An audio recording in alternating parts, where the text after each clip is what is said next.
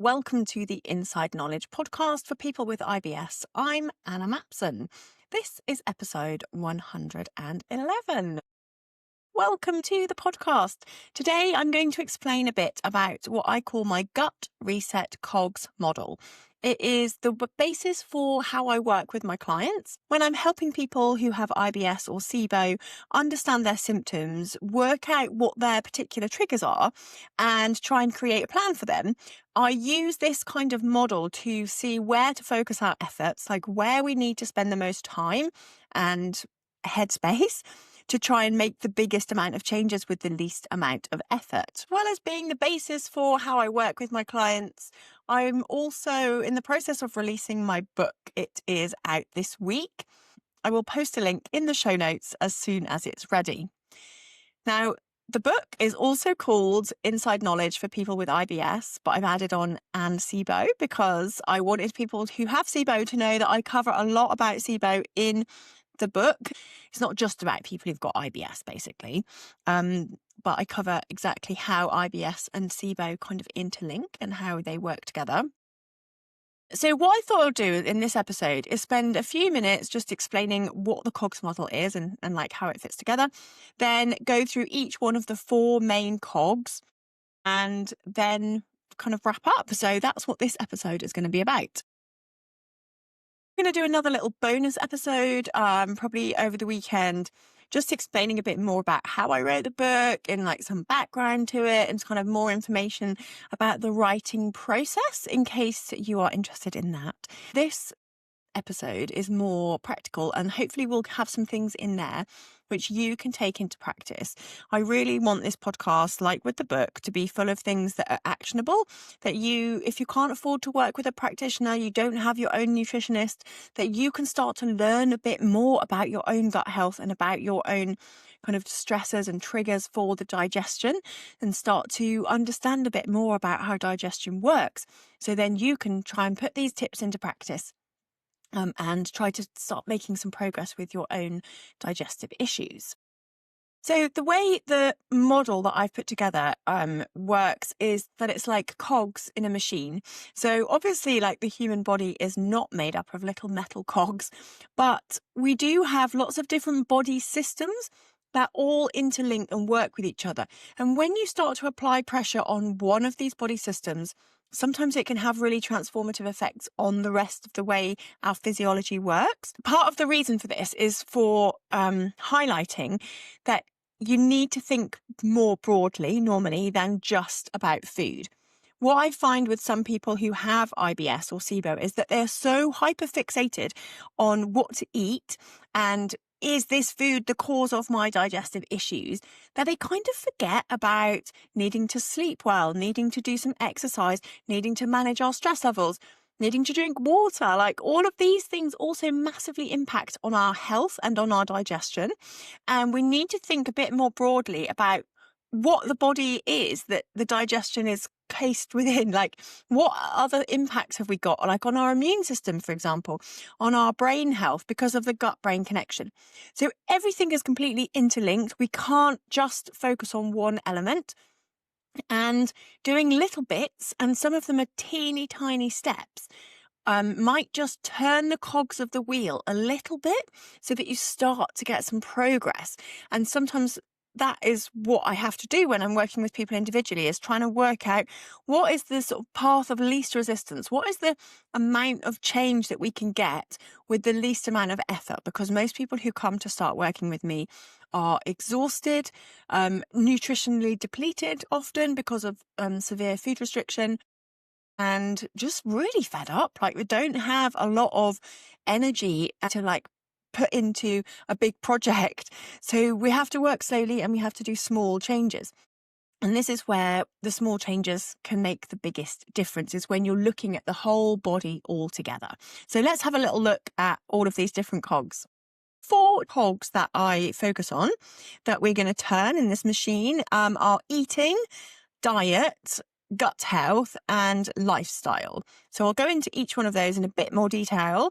The eating element is all about how we eat, when we eat, eating practices, all of those kind of things. Diet is about what you eat. So actually, what is the content of your diet, macronutrients, protein, carbs, as well as things like the FODMAP diet and various exclusions.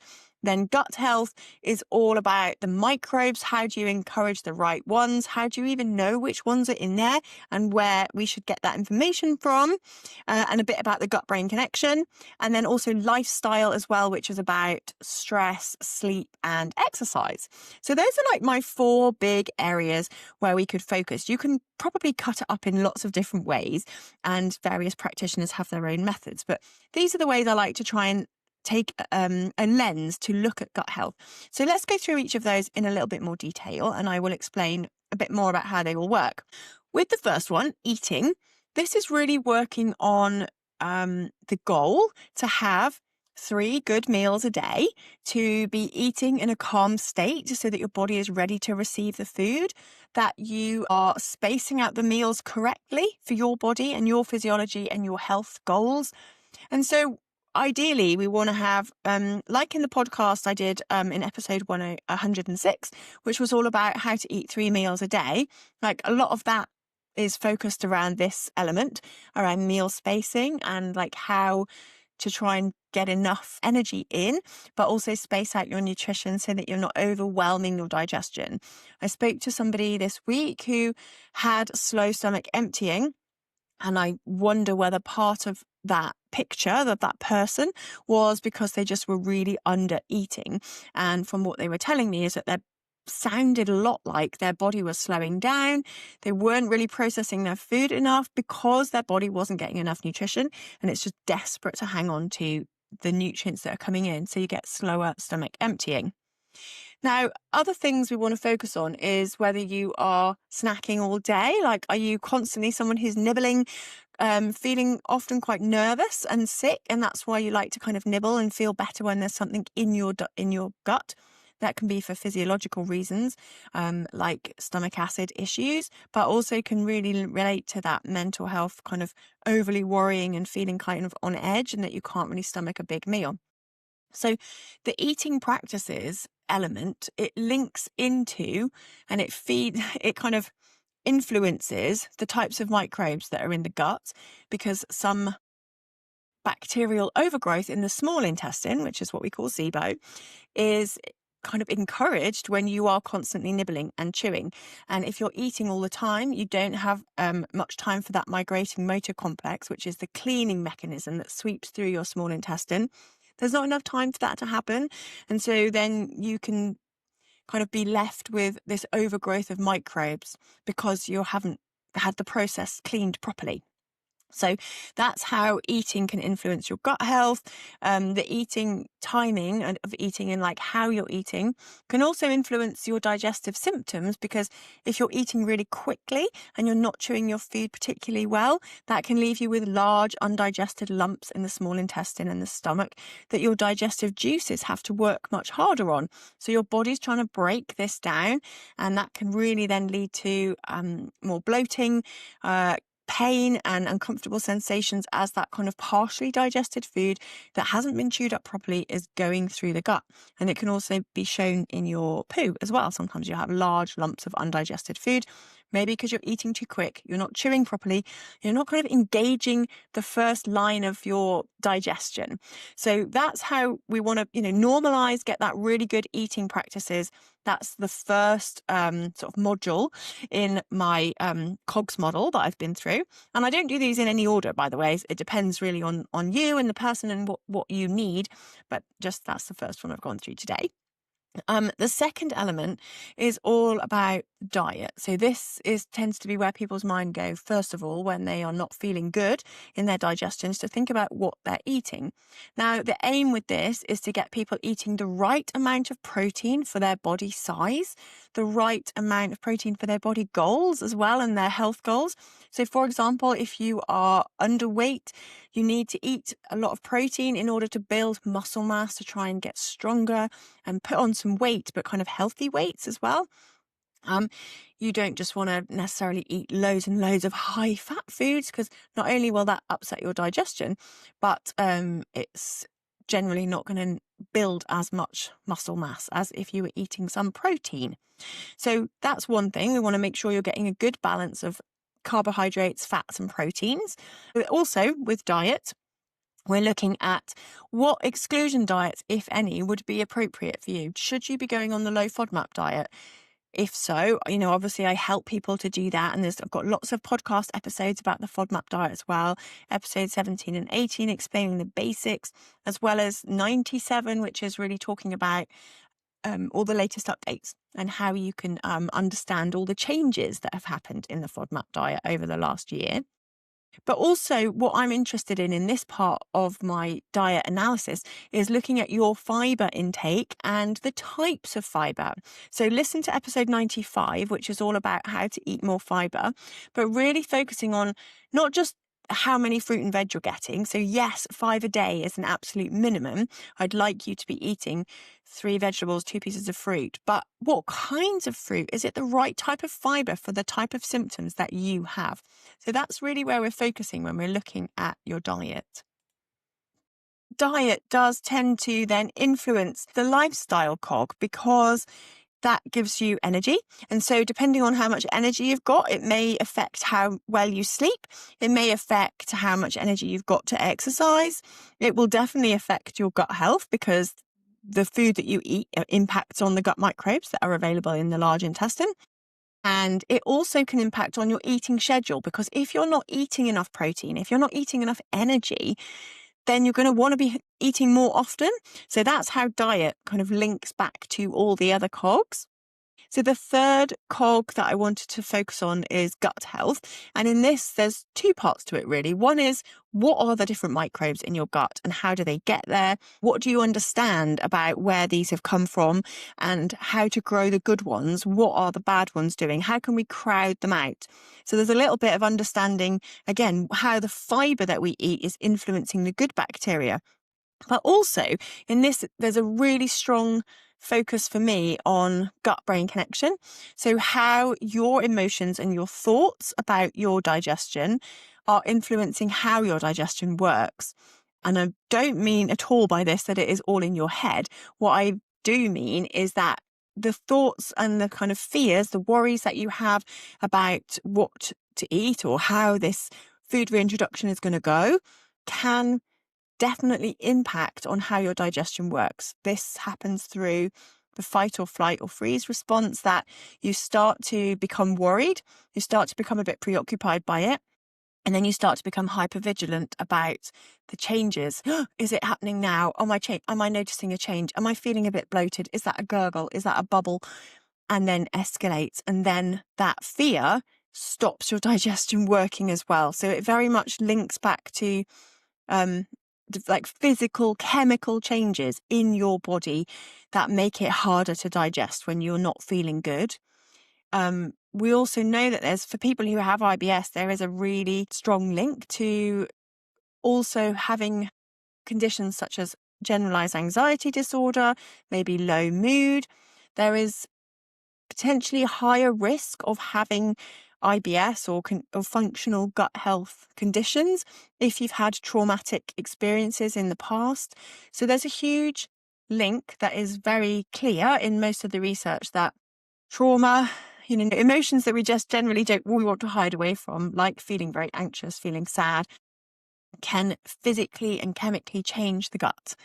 And then that plays out through your dietary choices, which then makes changes to your gut health. They're all so interconnected. And I hope that's what's coming out here, that I can explain why one small change in one area can have a knock-on impact on how you react to eating celery, or what happens when you go for a run in your digestion.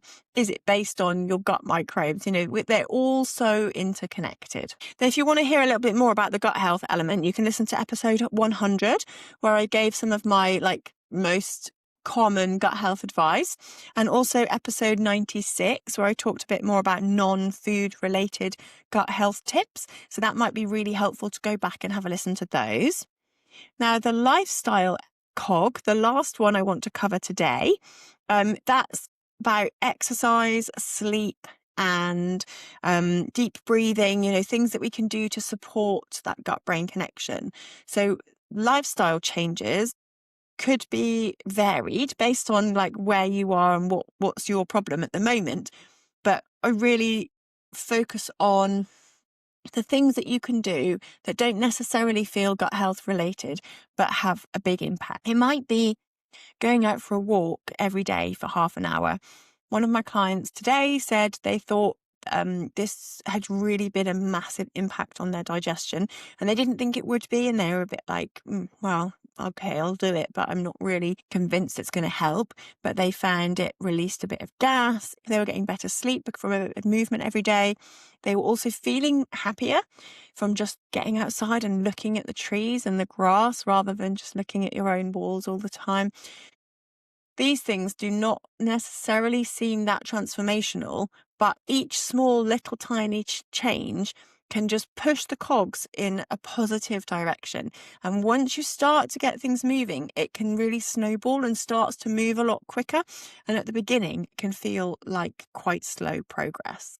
In the book, I'm going to go through all of these different cogs, and some of them have got multiple chapters, like the diet section, because there's a chapter on dairy-free, a chapter on gluten-free, a chapter on the low FODMAP diet, and then another chapter on kind of key macros. So some of them have got a lot of content on them. Some of them have got maybe a bit less. But each of those elements has got its own focus in my book, which is called Inside Knowledge for People with IBS and SIBO. You'll also find flare-up checklist for each of those cogs. So when you start to have a flare-up and you start to think, oh gosh, my symptoms are coming back after a period of like relative stability, you can go to the book, find the flare-up checklist, and go through each of these cogs sections to pick out what might have changed or what might have triggered this flare-up. Questions about, okay, have I been eating regularly? Have I been eating too fast or on the go? Or have I been getting enough sleep recently? Like all of these things you can work through to try and understand what might have led to your flare-up. So hopefully the book is going to be quite practical and a good way for you to link back to your own life so that you can put that sort of thing into practice. So as soon as it is ready, the link will be in the show notes if it's not already by the time you listen to this episode. Just having some very final changes, trying to upload it and get it all done. It's available as an ebook on Kindle, but also as a paperback, so you can download and have around the house if you're not someone who likes ebooks.